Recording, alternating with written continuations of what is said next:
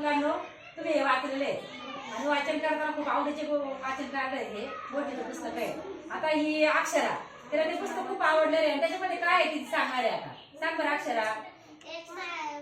एक दिवशी माकडाचं पिल्लू नाही का एका कलिंगडच्या शेतात गेलं होतं आणि त्याने पहिल्यांदा कलिंगडच्या वरचं ते सालपट नसतं का ते खायला सुरुवात केली. मग तिथं एक वासरू आला. वासरू म्हटला वरचं कलिंगडचं सालपट खायचं नाही, त्याच्या आतमधलं त्याच्या आतला गर खायचा, त्याच्या आतला गर खायचा. मग माकड बोललं मला सगळं समजतं. मग तो नाही का एका खरबुजाच्या शेतात गेला.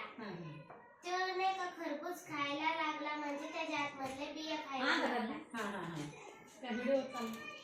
आणि गाढव आलं. गाढव म्हणालं ह्याच्या आत बिया खायच्या नाही. मग माकड म्हणाला मला सगळं कळतं, मला माहित आहे.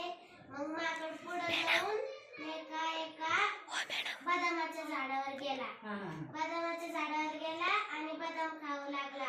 मग एक पक्षी आला. पक्षी म्हणाला बदामाची बी खायची. आणि मग ते म्हटला मला सगळं समजतं.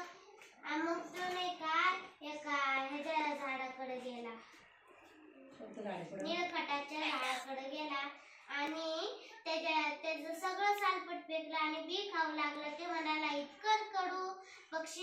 पक्षीला म्हणाला किती कडू आहे, मी खाणार नाही. मग माकडाला खूप राग आला. पक्षी म्हणाला ते सालपट खायचं होतं, तुम्ही त्याच्या आतमधली बी खाल्ली म्हणून तुला कडू लागलं. बरोबर. सगळ्या फळांच्या आतल्या सालीच खायच्या नाही, त्याच्यातलं आतलं खायचं असतं.